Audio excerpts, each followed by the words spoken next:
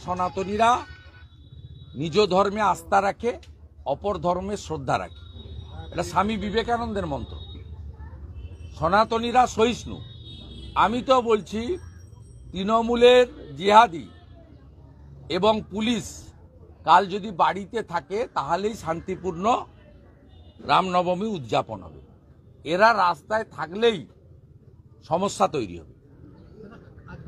হ্যাঁ, আমি তো আগেই বলেছি যে ওর মাথায় তার কাটা আছে, ওর কয়েকটা তার মানে অনেকগুলো তার তো আমাদের মাথায় আছে, তার মধ্যে দুই একটা তার ওর কাটা আছে বলে ও কখন কি বলে ও নিজেও জানে। পুলিশ রাস্তায় বেরোবে না, বিজেপির উপর ভরসা করে আমাদের থাকতে হবে।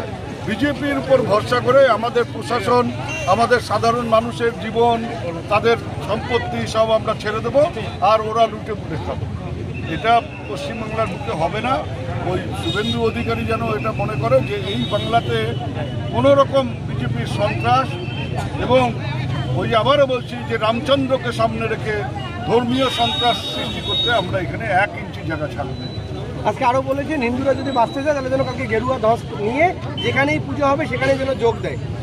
হ্যাঁ, ওর কথায় তো হিন্দুরা চলবে, ও ঠিক করে দেবে হিন্দুরা কোথায় যাবে, হিন্দুরা কোন দেবতাকে পূজা করবে, হিন্দুদের কোন মন্দিরে যাবে, সেটা শুভেন্দু অধিকারী ঠিক করে দেবে। শুভেন্দু অধিকারীর কোথায় আমাদের বাংলার মানুষ চলবে। ও তো মূর্খ। আমি তো আগেই বলেছি যে ওর মাথায় তার কাটা আছে, ওর কয়েকটা তার মানে অনেকগুলো তার তো আমাদের মাথায় আছে, তার মধ্যে দুই একটা তার ওর কাটা আছে বলে ও কখন কি বলে ও নিজেও জানে। পুলিশ রাস্তায় বেরোবে না, বিজেপির উপর ভরসা করে আমাদের থাকতে হবে। বিজেপির উপর ভরসা করে আমাদের প্রশাসন, আমাদের সাধারণ মানুষের জীবন, তাদের সম্পত্তি সব আমরা ছেড়ে দেবো, আর ওরা লুটে পুটে খাবে। এটা পশ্চিমবাংলার বুকে হবে না। ওই শুভেন্দু অধিকারী যেন এটা মনে করে যে এই বাংলাতে কোনো রকম বিজেপির সন্ত্রাস, এবং ওই আবারও বলছি যে রামচন্দ্রকে সামনে রেখে ধর্মীয় সন্ত্রাস সৃষ্টি করতে আমরা এখানে 1 ইঞ্চি জায়গা ছাড়ব। আজকে আরও বলেছেন হিন্দুরা যদি বাঁচতে যায় তাহলে যেন কালকে গেরুয়া ধ্বজ নিয়ে যেখানেই পুজো হবে সেখানে যেন যোগ দেয়।